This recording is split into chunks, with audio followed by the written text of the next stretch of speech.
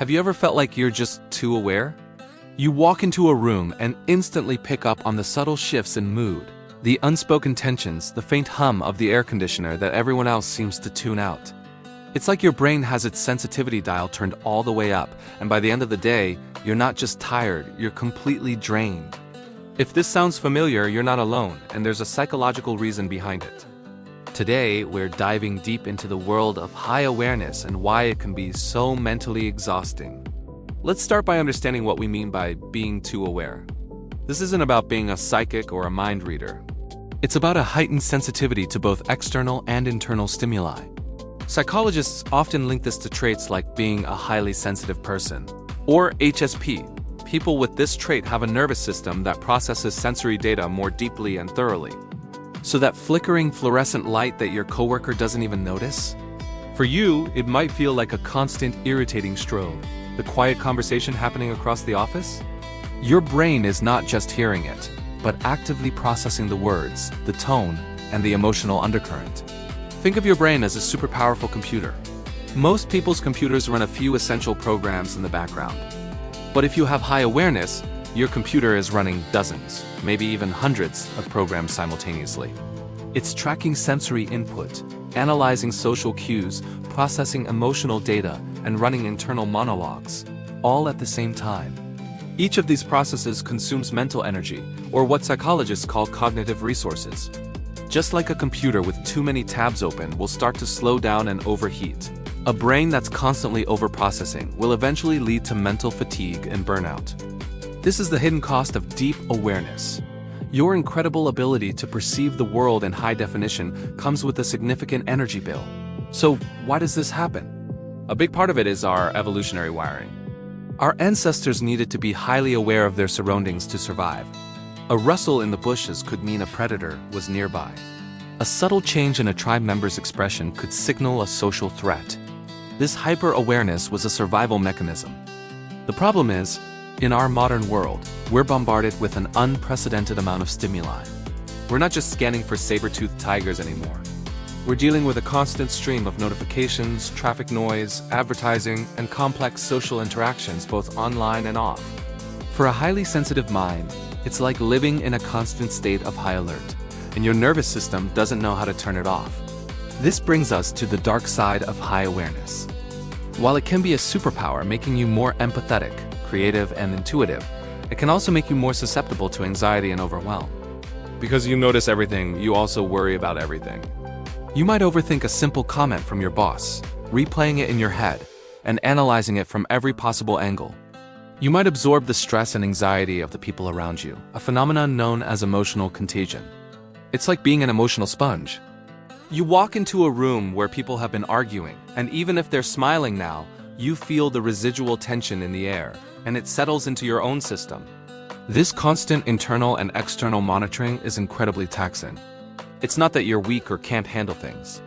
It's that you're processing 10 times more information than the person next to you. Let's talk more about that connection between overthinking, empathy, and mental fatigue. For highly aware people, these three are deeply intertwined.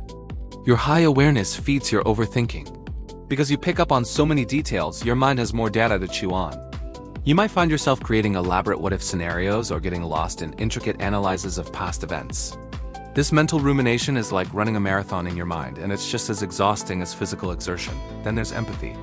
Your ability to sense others' feelings is a beautiful gift, but it can also be a heavy burden. When a friend is hurting, you don't just sympathize. You might actually feel their pain in a very real way. Your brain's mirror neurons, which are responsible for empathy, are working overtime. While this makes you a wonderfully supportive friend, it also means you're carrying the emotional weight of others in addition to your own. Over time, this can lead to compassion fatigue, a state of emotional and physical exhaustion that can make you feel numb or detached. You've given so much of your emotional energy away that you have nothing left for yourself. So how do we manage this?